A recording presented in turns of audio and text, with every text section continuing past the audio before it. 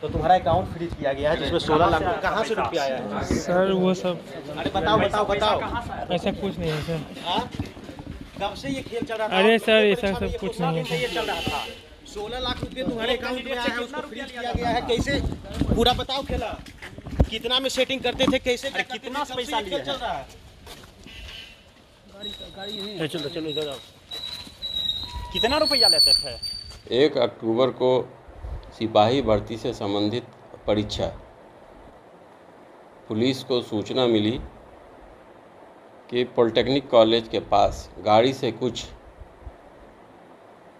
Shutter या संदिग्ध व्यक्ति भ्रमण कर रहे हैं और उसकी गति संदेहास्पद है।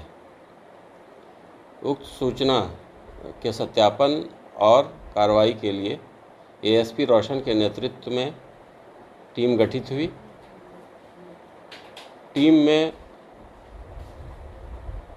साइबर थाना से इंस्पेक्टर चंदन, बड़ैया थाना अध्यक्ष चंदन, टाउन थाना अध्यक्ष राजीव, डीआईयू से इंस्पेक्टर अवधेश, डीआईयू से शशिभूषण और उसकी टीम, साथ ही सूजगढ़ा थाना अध्यक्ष, पिपरिया थाना अध्यक्ष और एसआई कौशिक को शामिल किया गया। पूरी टीम के द्वारा लगातार कार्रवाई की गई।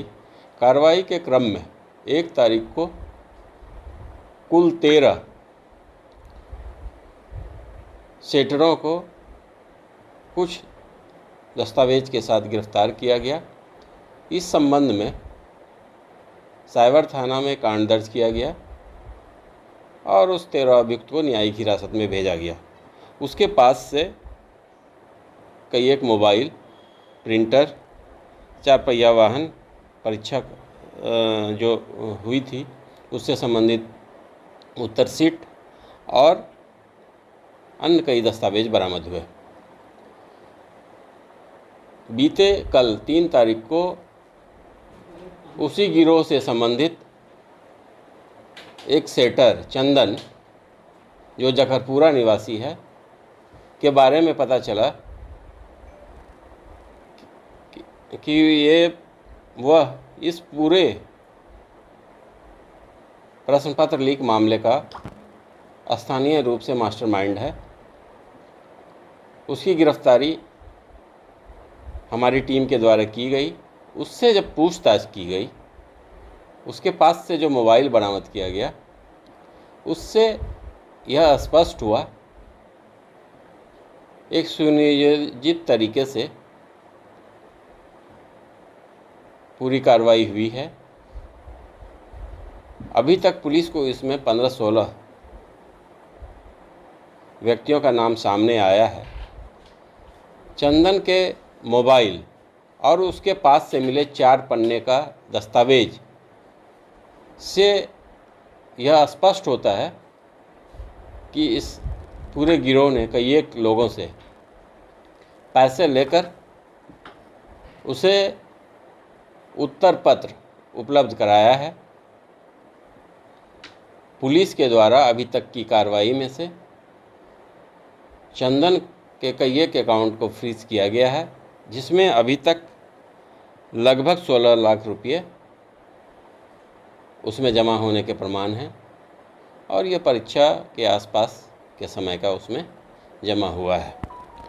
अभी तक 14 अभियुक्त की गिरफ्तारी के साथ साथ पूरे मामले में 18 मोबाइल फ़ोन, माइक्रो प्रिंटर 2, 4 पहिया वाहन 5, उत्तर शीट और परीक्षा से संबंधित 4 पन्ने का महत्वपूर्ण दस्तावेज बरामद किया गया है।